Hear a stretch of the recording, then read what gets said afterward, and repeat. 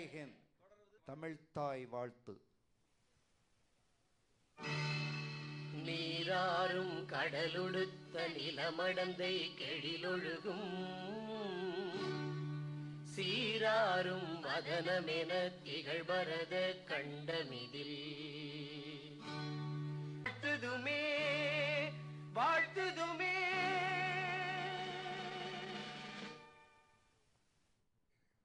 அடுத்ததாக நிகழவிருப்பது அஷ்டதீபம் ஏற்றுதல். 7 உயிர் மையங்களோடு சங்கமிக்கும் தத்துவத்தை உணர்த்தும் வகையில் அஷ்டதீபம் இப்போது ஏற்றி வைக்கப்படுகிறது.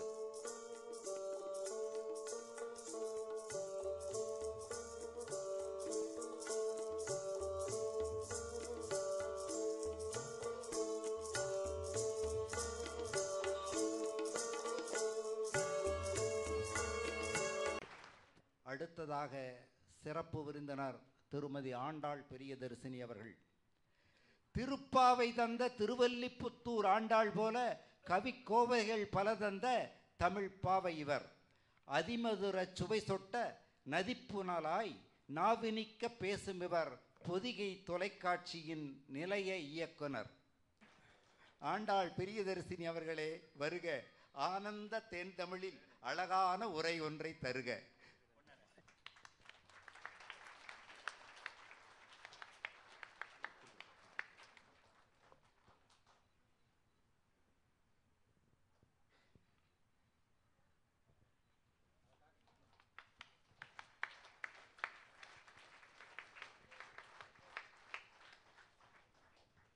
அனைவருக்கும் அன்பான காலை வணக்கம்.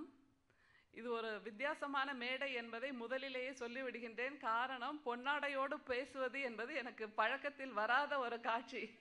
இன்றைக்கு முதலாக குருமகான் அவர்களின் ஆசீர்வாதத்தோடு அப்படி துவங்குகின்றேன். ஒரு மிகப்பெரிய பொன்னாள் எப்படி இருக்கும், வாழ்நாளிலேயே மிகவும் நெகிழ்ச்சியான ஒரு நாள் எப்படி இருக்கும், வாழ்நாளிலேயே பரவசமான மனநிலையோடு இருக்கின்ற ஒரு நாள் எப்படி இருக்கும் என்றால் அது இந்த நாளை போல்தான் இருக்கும் என்று இனிமேல் என்னுடைய வாழ்நாளில் எல்லா நாளும் நான் சொல்லிக் கொண்டிருப்பேன்.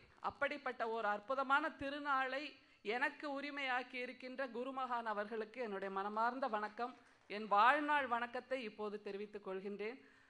இந்த நிலைக்கு நான் வருவதற்கு முழுக்க காரணமாக இருந்த ஐயா விநாயகம் அவர்களுக்கும் அவருடைய துணைவியார் என்னுடைய சகோதரி மீனா அவர்களுக்கும் மனமார்ந்த நன்றியை முதலிலேயே தெரிவிக்க கடமைப்பட்டிருக்கின்றேன்.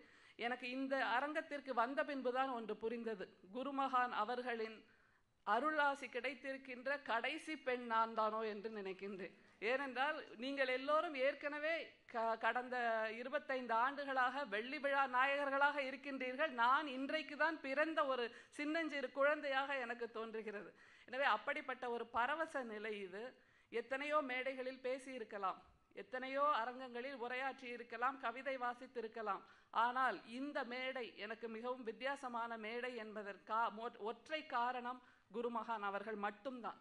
இந்த பூமியில் என் பாதம் பட்ட அந்த ஒற்றை நொடி, கொஞ்ச நேரத்துக்கு முன்னாடி ஏதோ ஒன்று எனக்குள் மின்னல் மாதிரி பாய்ந்தது. அது என்னன்னு எனக்கு இது வரைக்குமே புரியல. அந்த மின்னல் வெளிச்சம் என்ன என்று தேடிக்கொண்டிருந்த போதுதான் அர்த்தம் தெரிந்தது. அந்த அறைக்குள் 100 கோடி மின்னல், 1000 கோடி மின்னல், கோடி கோடி மின்னல் ஒன்றாய் சேர்ந்தால் எப்படி இருக்குமோ அப்படி நம்முடைய குருமகான் அவர்கள் அமர்ந்திருந்தார்கள். அந்த முகத்தில் இருந்த தேஜஸ், அவர் முகத்தில் இருந்த கனிவு, அவர் முகத்தில் இருந்த அந்த தாய்மை கனிவு என்னால் மறக்கவே முடியாது இனிமேல் ஜென்மத்துக்கும். அந்த ஒற்றை நொடியில் நான் கண்டுகொண்ட அந்த கனிவு போதும் ஐயா, இனிமேல் என்னுடைய வாழ்நாள் மிகவும் வெளிச்சமாக, மிகவும் பிரபலமாக, மிகவும் பாக்கியவதியாக நான் இருப்பேன் என்பதற்கு உங்களுடைய அந்த ஒற்றை பார்வையும் ஒற்றை புன்னகையுமே நான் மனதில் பத்திரமாக வைத்திருப்பேன். மனதில் சிக்கன பிடித்து கொண்டேன் என்று சொல்லலாம். நிச்சயமாக அப்படிப்பட்ட ஒரு சிக்கன பிடித்து கொண்ட ஒரு மனநிலையில் நான் இப்போது பேசுகிறேன். பொதுவாக ஆன்மீகம் என்பது எதை நோக்கியது, எதை பற்றியது என்பது நமக்கெல்லாம் பல கேள்விகள் வரும். எனக்கு ஆன்மீகம் நம்ம எல்லாருக்குமே அப்படிதான் அறிமுகமாயிருக்கும்.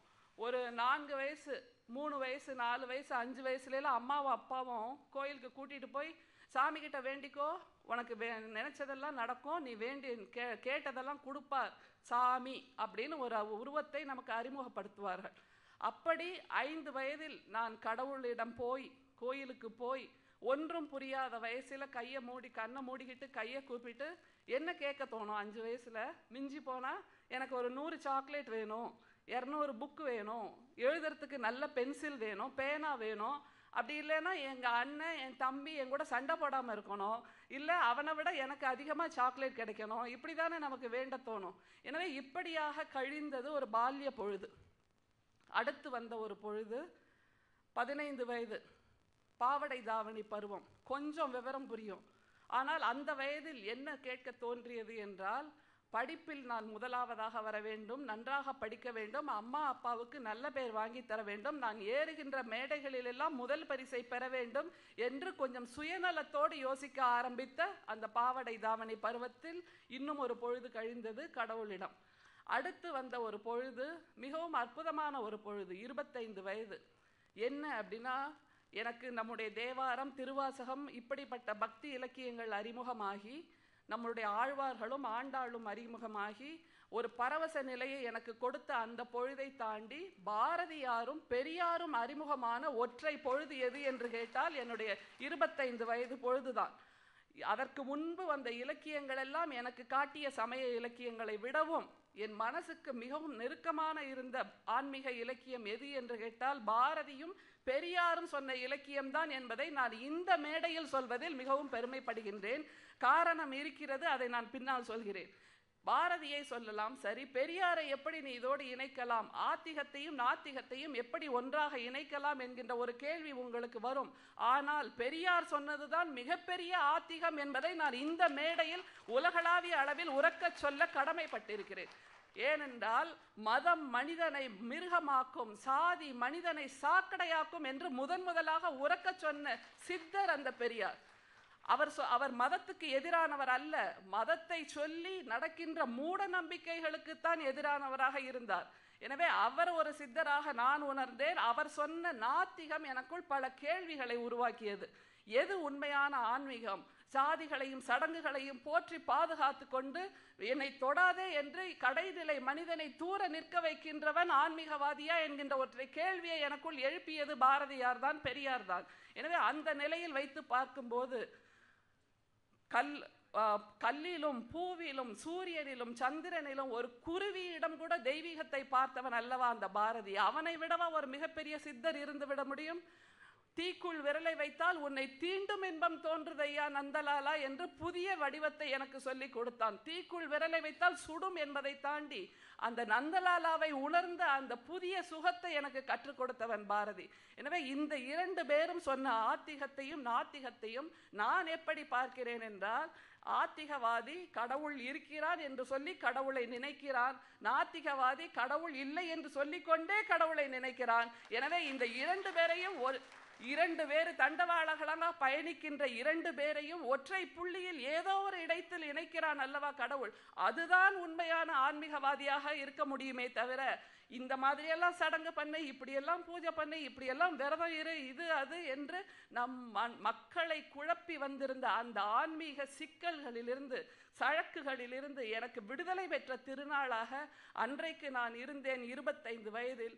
அப்புறம் கனிந்து கனிந்து கனிந்து பல்வேறு அனுபவங்கள், பல்வேறு சிந்தனைகள், பல்வேறு பரவச நிலைகள், அதன் உச்சமாக நான் இன்றைக்கு இங்கே நிற்கிறேன் என்பதை மிக சந்தோஷமாக சொல்கின்றேன். இது நாள் வரைக்கும் எனக்கு இருந்த கேள்விகள், கோபங்கள், எனக்கு ஆன்மீகம்னாலே கோபம் தான் வரும். உங்கள் முன் நான் அதை சொல்ல பெருமைப்படுகின்றேன். ஏனென்றால் பல சழக்குகள் நம்முடைய மதத்தில், நம்முடைய ஜாதியில், நம்முடைய மண்ணில், நம்முடைய இலக்கியத்தில். எனவே இந்த கேள்விகளை எல்லாம், இந்த கோபங்களை எல்லாம், இந்த உணர்ச்சிகளை எல்லாம் யாரிடம் கொட்டுவது என்பதை தெரியாமல் தான் தமிழிடம் தஞ்சமடைந்தேன்.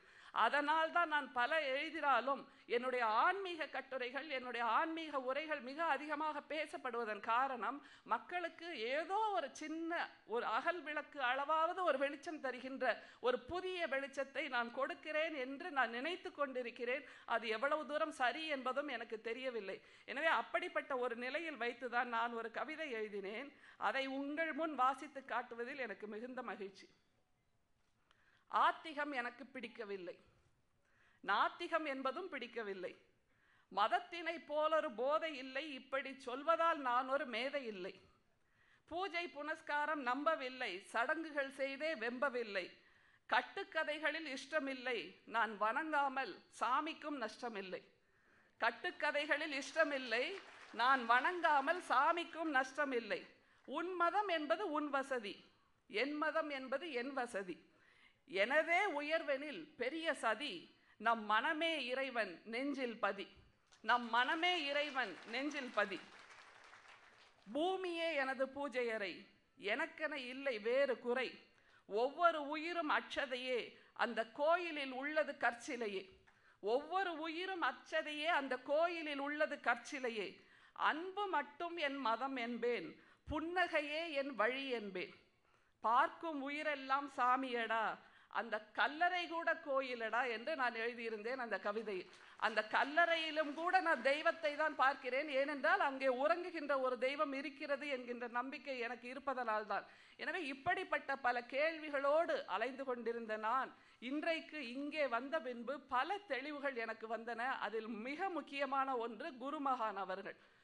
பல குருமார்களை நான் பார்த்திருக்கிறேன், பல சன்னிதானத்தை சேர்ந்தவர்களை பார்த்திருக்கிறேன், பல ஆன்மீகவாதிகளை பார்த்திருக்கிறேன். எல்லோருமே அந்த தீண்டாமையை மிக அதிகமாக பின்பற்றுபவர்களாக இருக்கிறார்கள் என்பது நிஜமான உண்மைதான். நம்முடைய சமூகத்தில் பக்கத்துல வந்துடாத, தொற்றாத, உன்னை பார்த்தாலே எனக்கு தீட்டு வந்துடும் இப்படி சொல்கின்ற பல ஆன்மீகவாதிகளை நான் பார்த்திருக்கிறேன். ஐயா அவர்கள் மட்டும்தான் ஒவ்வொருவரையும் பேர் சொல்லி கூப்பிடுறார். எவ்வளவு பக்கத்துல வச்சிருக்கார் பாருங்க.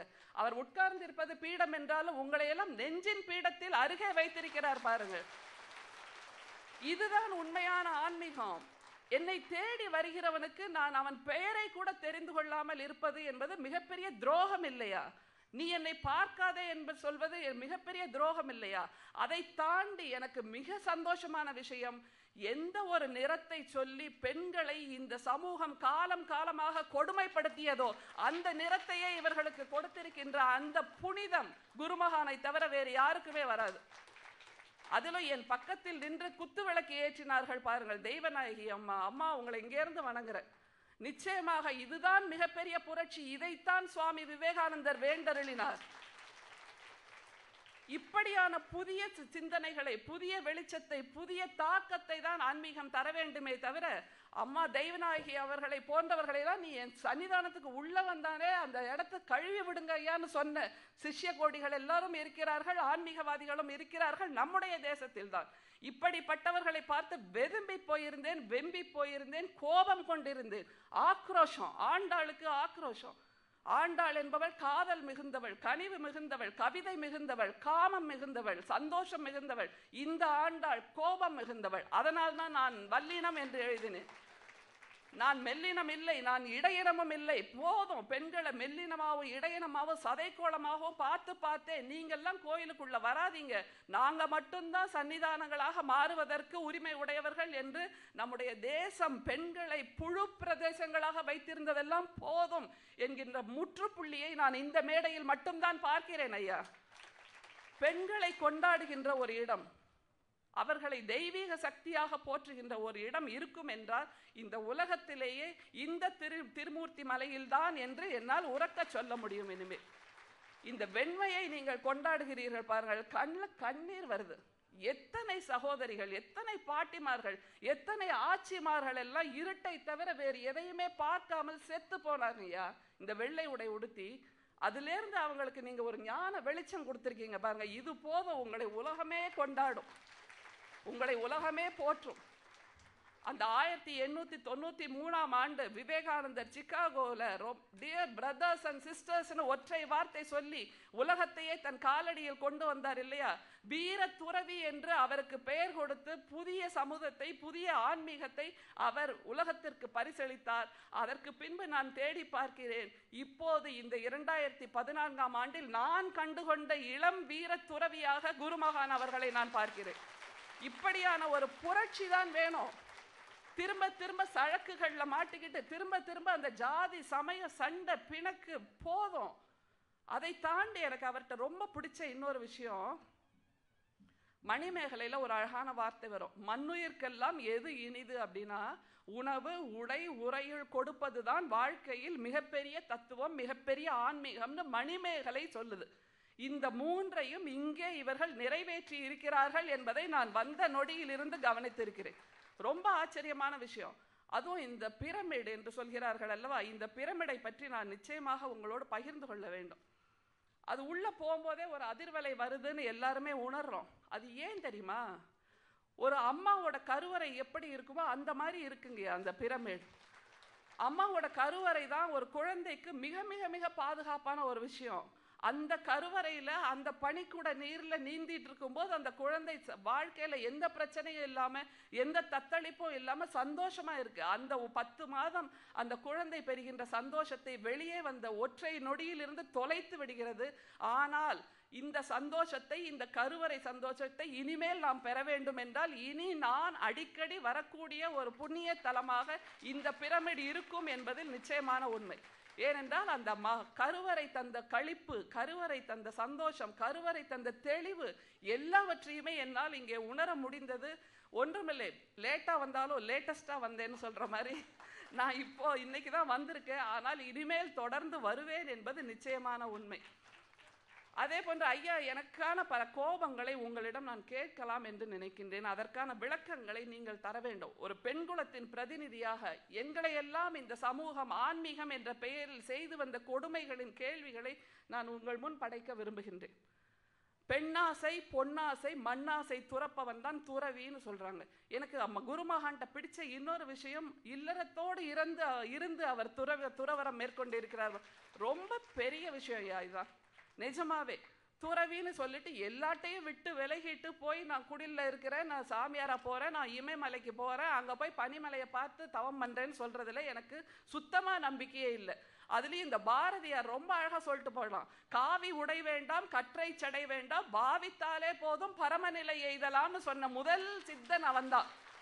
அது வரைக்கும் எல்லாரும் காவி கொடுத்தனும், கமண்டலம் கட்டணும், ருத்ராட்ச கொட்டை போட்டுக்கணும் அப்படின்னு சொன்ன நிலைகளை எல்லாம் மாற்றி காவி உடை வேண்டாம், கற்றை சடை வேண்டாம், பாவித்தாலே போதும் பரமநிலை. பாவித்தா போதும் யார் தெய்வீகத்தை நம்மளா உணரணும், நமக்குள்ள பாவிக்கணும்னு முதலாக புதிய விளக்கம் சொன்ன பாரதிக்கு விளக்கமாக அவர் சொன்ன அந்த தத்துவத்தின் முற்ற முழுக்க ஒற்றை வடிவமாக இருக்கிறார் நம்முடைய குருமகான். அவரிடம் இந்த கேள்விகள் சென்று சேர வேண்டும் என்பதனால் பல விளக்கங்களை அவர் தருவார் என்கின்ற நம்பிக்கையில் நான் கேட்கின்றேன். நமக்கெல்லாம் தெரியும், துறவரம் மேற்கொள்றவங்க காலம் காலமாக நம்முடைய சமூகத்தில் சொல்லி வந்த 3 விஷயங்கள், பெண்ணாசை, பொன்னாசை, மண்ணாசை துறக்கணும் அப்படிங்கிறது.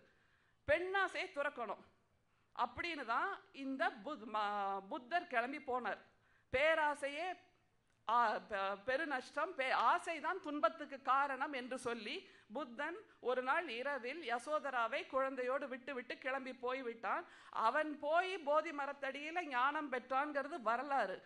ஆனால் அவனை விட மிக முக்கியமாக, மிக அதிகமாக, மிக குறுகிய காலத்தில் அவன் கிளம்பிய அந்த ஒற்றை நொடியில் ஞானம் பெற்றாளே யசோதரா, அவளுக்கு இந்த சமூகம் சொல்லுகின்ற நீதி என்ன?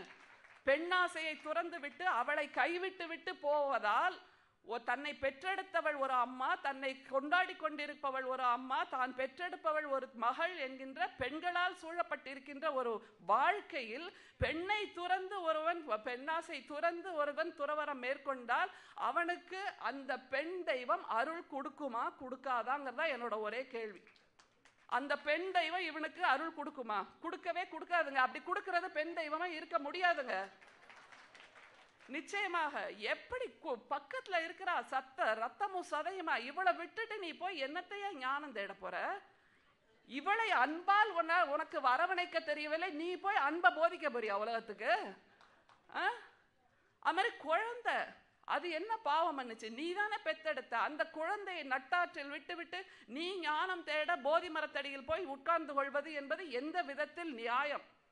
அதுதான் என்னுடைய முதல் கேள்வி. சரி, பெண்ணாசையை துறக்கணுங்கிறீங்க, நீ அதுவும் இன்னொரு பொண்ணை விட்டுட்டு போற. எங்களுடைய பெண்களை யோசித்து பாருங்கள். 10 மாதம் வயிற்றில் பிள்ளையை சுமக்கிறாள். அவளால் உட்கார முடியாது, நினைச்சதை சாப்பிட முடியாது, படுக்க முடியாது, எழுந்திருக்க முடியாது. அந்த சுமையை 10 மாசம் கழட்டி கூட வைக்க முடியாதுங்க. முதுகு வலிக்கும். எவ்வளவு கனம் தெரியுமா அந்த வலி? 10 மாதம் எப்படா குழந்தை வெளியில வரும்? அந்த கவலையெல்லாம், அந்த வலியெல்லாம் எதையுமே காட்டிக்கொள்ளாமல் அந்த கருவறையை கையால் பொத்தி பொத்தி பொத்தி பாதுகாத்து கொண்டாடுகின்ற அந்த தாய் பிரசவ நேரத்தில் ஏதாவது ஒரு பிரச்சனைன்னு வந்து பெரிய உயிர் வேணுமா சின்ன உயிர் வேணுமான்னு மருத்துவர் கேட்கும்போது அந்த அம்மா சொல்லுவா, சின்ன உயிரை காப்பாத்து, ஏன் உயிர் போனா கூட பரவாயில்லைன்னு சொல்றா பாருங்க. இது பெண்ணாசை துறப்பா இல்ல விட்டுட்டு போறது பெண்ணாசை துறப்பா? என்னோட ஒரே கேள்வி இதுதான். என் மீது இருக்கின்ற உலகத்திலேயே மிக அதிகமாக காதல் கொள்வது நம்முடைய உடம்பு மீது தான். என் மீது, நாம் நம் மீது தான் அதிகமாக காதல் கொண்டிருப்போம்.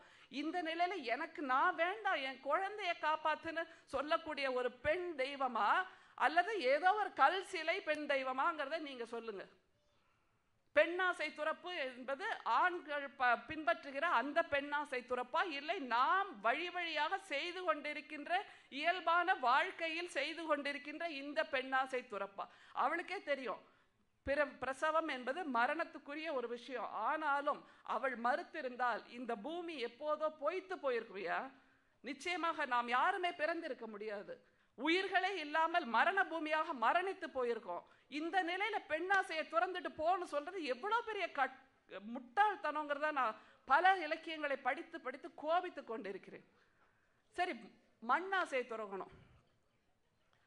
மண்ணாசை துறக்கணும்னா ஒரு கைப்பிடி நிலம் கூட இல்லாம நான் விட்டு விலகி நிக்கிறேங்கிறது ஓகே.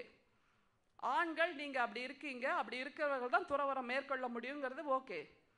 பெண்கள் பண்ற இயல்பா பண்ற ஒரு மண்ணாசை துறவு என்ன தெரியுமா? 20 வருஷம் ஒரு வீட்டில் பிறந்து வளர்றாயாவ, பாலும் தேனும் கொடுத்து, இல்லைன்னா கஞ்சியும் கூழும் கொடுத்து அந்த அம்மா வளர்க்குறா, அந்த அப்பா வளர்க்குறா, அண்ணன் தம்பி அக்கா தங்க எல்லாரோட அன்போடையும் கூடி இருந்து அழகா அந்த குழந்தை வளருது. அவ வீட்டில் இருக்கிற அந்த பட்டுமெத்தை ஆகட்டும், இல்லை நூலாம்படை ஆகட்டும், அவ வீட்டில் இருக்கிற பாசி ஆகட்டும், இல்லை பஞ்சனை ஆகட்டும், எதுவா இருந்தாலும் அவளுக்கு சொர்க்கம். அந்த அங்கத குழியில இருக்கிற பாச்சா கூட அவளுக்கு சுகம். அவ வீட்டில் இருக்கிற அந்த பாத்ரூம்ல இருக்கிற அழுக்கு கூட அவளுக்கு சொர்க்கமான விஷயம். ஒரே நாள் இவன் தான் உனக்கு புருஷன் கை காமிச்ச உடனே அத்தனை விஷயத்தையும் விட்டு விட்டு அத்தனை ஆசையும் துறந்து விட்டு ஒருத்தன் பின்னால் ஓடி வருகிறாள் அல்லவா? இதை விடவா மண்ணாசை துறவு பெரிய விஷயம்? யோசிச்சு பாருங்க. இதுதானே உண்மையான மண்ணாசை துறவு. தான் பிறந்த இடம், தன்னுடைய தொப்புள் கொடி விழுந்த இடம், தன்னுடைய அம்மாவின் முலையில் தாய்ப்பால் அருந்திய இடம், தன் தந்தையின் மடியில் கிடந்த இடம், தன்னுடைய அண்ணனின் தம்பியின் காலடியோடு விளையாடிய இடம், அப்பாவின் கதகதப்பில் கை கோர்த்து வளர்ந்த இடம், எல்லாத்தையும் விட்டுட்டு ஒரே நொடியில் இந்த பொண்ணுங்கெல்லாம் ஓடி வருது. இதை விடவ எவையா துறக்க முடியும்? யோசிச்சு பாருங்க. நீங்க எங்களை கைவிட போறீங்களா, வாழ வைப்பிக்க போறீங்களான்னு எதுவுமே தெரியாத ஒரு நிலையில அவ உங்க பின்னாடி வர்றா. இதுதான் உண்மையான ஞானம், இதுதான் உண்மையான துறவரமை தவிர மண்ணாசை திறந்துட்டு நான் காவி வேஷ்டி கட்டிட்டேன், கமண்டலம் வாங்கிட்டேன். கமண்டலம் வேற வாங்கிப்பாங்க இவங்க போய். இவ ஒண்ணுமே வச்சுக்காம இததான் பாரதி சொன்னான், காவி உடை வேண்டாம், கற்றை சடை வேண்டாம், பாவித்தாலே போதும். இவெல்லாம் உண்மையான ஞானியா? இந்த இந்திய தேசத்துல தோன்றி இருக்கிற ஒவ்வொரு பெண்ணும் ஞானி. ஆனால் நம்முடைய ஆன்மீகம் அவளை சேர்த்து கொள்வதே இல்லை என்கின்ற கோபம் எனக்கு இதுவரை இருந்தது, இந்த நொடியில் இருந்து இல்லை. ஏனென்றால் இந்த இடத்தில் குருமகான் அவர்கள் பெண்மையை கொண்டாடி கொண்டிருக்கிறார் என்பதை நான் கண்ணார உணர்ந்து விட்டேன். அதே மாதிரி பொன்னாசையை துறக்கணுன்றாங்க. ரொம்ப எனக்கெல்லாம் கேலி கிண்டலா வரும். என்னையா இப்போ உள்ள சன்னிதானங்களை எல்லாம் பார்த்தா அவன் போட்டிருக்கிற அந்த ருத்ராட்ச கோட்டையில இருக்கிற தங்கத்தை வித்தாலே நம்மளோட இந்தியாவுக்கு இன்னொரு 10 வருஷம் சோறு போடலாம். அவன் உட்கார்ந்து இருக்கிற அந்த பீடம் பாருங்க, நம்மளுடைய குருமகான் ஒரு மர நாற்காலியில உட்கார்ந்து இருக்காரு. வந்த உடனே நான் அதைத்தான் பார்த்தேன். ஏன்னா நிறைய சன்னிதானங்கள் நான் போய் பார்ப்பேன், எனக்கு வேடிக்கையா இருக்கும். அவங்க பண்ற அந்த அலப்பறைன்னு சொல்லுவோம்ல ஒரு வார்த்தை, அந்த அலப்பறை பந்தா, ஐயோ ரொம்ப வேடிக்கை பார்ப்பேன் எல்லாரையும். அந்த சன்னிதானங்கள்லாம் உட்கார்ற பீடமே தங்கத்தால போட்டிருக்கு, நவரத்ன கல்லெல்லாம் பதிச்சு. அவர் ஒரு கம்பு வேற, அது பேர் என்னவோ சொல்லுவாங்க, தண்டம்னு. அந்த தண்டமே பொன் பூனால போட்டு வச்சிருக்காங்க. ஏன்னா எவனா பக்கத்துல வந்தா ஒரு அடி அடிக்கிறதுக்கு. தீண்டாம இல்லை, நம்ம எல்லாம் தீண்டத்தகாத பிறவிகள். யார் சொன்னா இத? உனக்குள்ள இருக்கிற தெய்வம் தான் எனக்குள்ளேயும் இருக்கு. நீ 10 வருஷம் முன்னாடி உன் தெய்வத்தை உணர்ந்துட்ட, நான் 10 வருஷம் பின்னாடி உணர வரேன். ஆனால் நானும் உணர்ந்தவள் தான் என்பதை இந்த குருமகா சன்னிதானங்கள் புரிந்து கொள்ள வேண்டும். எந்த பிறவியும் இழிப்பிறவி அல்ல. ஒரு ஈ காக்காக்கு கூட உயிர் உண்டு, அதற்குள் ஒரு ஆன்மா உண்டு என்பதை எவன் புரிந்து கொள்கிறானோ அவன்தான் உண்மையான துறவியாக இருக்க முடியுமே தவிர, எல்லாரும் காவி உடை போட்டவெல்லாம் துறவின்னா நாளைக்கு நான் கூட போட்டலான்னு ஆசையா இருக்கு. பண்ண மாட்டீங்களா நீங்க? எனக்கும் ஒரு கும்பிடு. அப்படியெல்லாம் இல்லாம உண்மையாக ஞானம் பெற்ற ஒரு குரு மகானை இன்றைக்கு நான் கண்டுகொண்டேன் என்பது எனக்கு மிகுந்த மகிழ்ச்சியாக இருக்கிறது. சரி, பொன்னாசை துறக்கணுன்றாங்கல்ல, இந்த குரு மகா சன்னிதானங்கள்லாம் பண்ற அலப்பறையை பார்த்தாச்சு. இந்த பொன்மணி என்பது நமக்கு எந்த விதத்திலும் பிரயோஜனம் இல்லாத ஒரு விஷயம். எந்த கொம்பனாக இருந்தாலும், எந்த செல்வந்தனாக இருந்தாலும், அவனால வைரத்தால சோறு பண்ணி, நவரத்னத்தால பொரியல் பண்ணி, தங்கத்தால குழம்பு வச்சு சாப்பிட முடியுமா? பொன்னாசையை துறந்துருன்னு சொல்ற, உன்னால இது பண்ண முடியுமா? எவனாலையுமே சாப்பிட முடியாது. ஆனால் ஒரு அம்மா என்ன பண்ணுகிறாள்? அது ஒரு குடிசை வீடாக இருக்கட்டும், இல்லை பணக்கார வீடாக இருக்கட்டும், தன் வயிற்றுல பசி நெருப்பு எரியுங்க. அவ இருக்கிற அந்த ஒரு உருண்டை சோத்தை 4 பங்கா பிரிச்சு 4 குழந்தைகளுக்கும் கொடுத்துட்டு மிச்சம் ஒரு பருக்க சோறு இருக்கும். அந்த ஒரு பருக்கை சோறை கூட 4ஆக பகிர்ந்து 4 குழந்தைகளுக்கு கொடுப்பாளே தவிர தனக்கு பசிக்கிறது என்று அந்த ஒற்றை சோறை கூட தின்காதவள் தான் என்னுடைய அம்மா.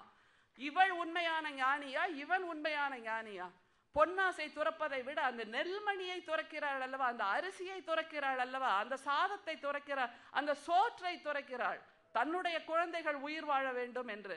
இதுதான் உண்மையான ஞானமாக இருக்க முடியுமே தவிர, இப்படி நம்முடைய பம்மாத்து காலம் காலமாக நமக்கு சொல்லப்பட்டு வந்த கட்டுக்கதைகள், இதையெல்லாம் பார்த்து பார்த்து வெதும்பி போய் மனம் வெம்பி போய் இருந்த எனக்கு இன்றைக்கு மிகப்பெரிய வெளிச்சம் கிடைத்திருக்கிறது என்பதை உரக்க சொல்லுவேன்.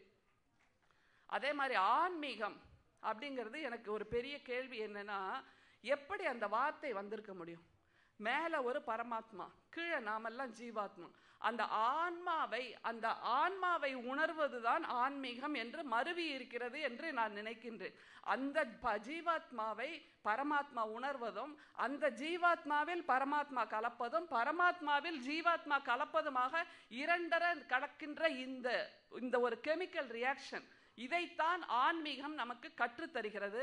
அதுல ரொம்ப சுலபமா இதை புரிஞ்சுக்கணும்னா, ஆன்மீகம்னு தமிழ்ல எழுதுறோம், ஆங்கிலத்துல ஆன்மீகம் அப்படின்னு நினைச்சு பார்த்தாலும் இதே அர்த்தம் தாங்க வருது. என் மேல் வந்து இறங்கு என்று பரமாத்மா சொல்கிறது, என் மீது வந்து இறங்கு என்று ஜீவாத்மா சொல்கிறது. இதுதான் ஆன்மீகம். இதைத்தான் ஆன்மீகம் என்று தமிழிலும் சொல்கிறோம். இவ்வளவுதான், சிம்பிளா போட்டு குழப்பிக்கவே வேண்டாம். இதுக்கு ஒரு தத்துவம், இதுக்கு ஒரு வேதம், இதுக்கு ஒரு வியாக்கியானம், இதெல்லாம் இல்லாம அந்த ஆன்மீகம் எப்படிப்பட்டது என்றால், அன்பை தவிர வேறு எதையுமே போதிக்காது என்பதுதான் உலக மகா தத்துவம். அன்பு மட்டும்தான் ஆன்மீகமாக இருக்க முடியும். மிக சமீபத்தில் பெஷாவர்ல நடந்த அந்த படுகொலை, பதறி போயிட்டேன். இப்படி கூட மதத்தின் பெயரால் ஒரு படுகொலை நடக்க முடியும் என்றால் இவர்களுடைய கடவுள் போதிப்பது எந்த தத்துவத்தை என்பதைத்தான் என்னுடைய கேள்வியாக வைக்கிறேன். ஒன்றும் தெரியாத குழந்தைங்க, அதுங்க ஸ்கூல்ல படிச்சுட்டு இருக்க குழந்தைங்களை 132 பேரை நிக்க வச்சு சுற்றுக்கான்னா இவனுக்கு எந்த கடவுள் அருள் செய்யும்? அதைத்தான் நான் சொல்கிறேன். கோயிலில் இருப்பதெல்லாம் கற்சிலை அப்படின்ற. ரொம்ப பதறி போச்சு. அந்த அம்மாக்கள்லாம் நினைச்சு பாருங்க, அன்னைக்கு காலையில அழகா தன்னோட குழந்தைக்கு சோறு கட்டி, யூனிஃபார்ம் மாட்டி, குளிர்காலம் நல்ல ஸ்வெட்டரை போட்டு, ஷூவை மாட்டி, டாட்டா சொல்லி அன்பா ஒரு முத்தம் கொடுத்து அனுப்பியிருப்பா ஸ்கூலுக்கு. அந்த முத்தத்தோட ஈரம் கூட காயல, அவனோட ஈரக்கொலையை அறுத்தெறிஞ்சிருக்காங்க. எவ்வளவு பெரிய கொடுமை பாருங்கள். மதத்தின் பெயரால் நடக்கின்ற இந்த கேலி கூத்து, இந்த கொடுமைகள், இந்த வன்முறைகள் எப்போது நிறைவேறும்? அதையெல்லாம் வச்சு பார்க்கும்போது குருமகான் அவர்கள் இந்த தன்னுடைய தவ வேள்வியின் நோக்கங்களாக சொல்கிறார் பாருங்கள். ரொம்ப சந்தோஷமா இருந்தது. தேசிய நீர்வழி சாலை அமைந்திட, நீராதார நிலைகள் உலகெங்கிலும் நிரம்பி நிலத்தடி நீரை உயர்த்திட, புவி வெப்பம் தனித்திட, தீவிரவாதம் நீங்கி அமைதி நிலவிட.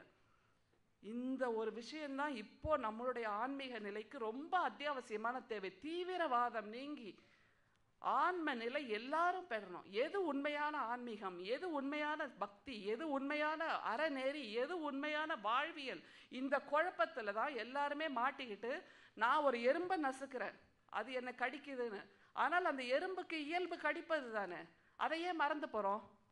ஸோ மனிதனுக்கு மட்டும்தான் எல்லாவற்றையும் அடக்கி ஆள வேண்டும் என்கின்ற ஒரு உணர்வு. அது தன் ஸ்லேவரி, மற்ற உயிர்கள் எல்லாம் எனக்கு அடிமை என்று சொல்லக்கூடிய ஒரு அடிமைத்தனத்தை தனக்குள் தானாகவே உற்பத்தி செய்து கொண்டு எல்லாவற்றையும் நான் தான் அடக்கி ஆள வேண்டும் என்ற நினைப்பின் உச்சக்கட்டம் தான் இந்த தீவிரவாதம். ஒன்றுமறியாத குழந்தைகளை கொன்று குவித்து விட்டு அங்கே நின்று பூஜை செய்வதால், அங்கே நின்று இறைவனை வேண்டுவதால் என்ன கிடைக்கப் போகிறது? 4 மண்டையோடுகளை தவிர. இதற்கு குருமகான் அவர்களின் தீர்வு அழகாக 11 மணிக்கு 11:11க்கு 1 நிமிஷம் அமைதி. எவ்வளோ அழகா உணர்ந்தேன் தெரியுமா? அந்த 1 நிமிஷத்துல எனக்குள்ள ஒரு புதிய ரத்தம் பாய்ஞ்சது, புதிய வெளிச்சம் பாய்ஞ்சது. இதுவரைக்கும் இருந்த கழிவுகள், இதுவரைக்கும் இருந்த கசடுகள், இதுவரைக்கும் இருந்த அழுக்குகள் எல்லாம் அப்படியே கரைஞ்சு எனக்குள்ள புது ரத்தம் பாய்ந்ததை நான் இன்றைக்கு முதலாக உணர்ந்தேன். அப்போதுதான் நான் நினைத்தேன், இனிமேல் ஒவ்வொரு நாளும் 11:11 என்னுடைய வாழ்க்கையில் ஒளி தீபம் ஏற்றுகின்ற ஒற்றை நொடியாக இருக்கும் என்கின்ற நம்பிக்கை எனக்கு இருக்கிறது. அதே மாதிரி எல்லா இடங்களுக்கும் ஆலயம் ஆலயம் என்று பெயர் இருக்கிறது அல்லவா? அதற்கு என்ன காரணம் யோசிச்சு பாருங்க.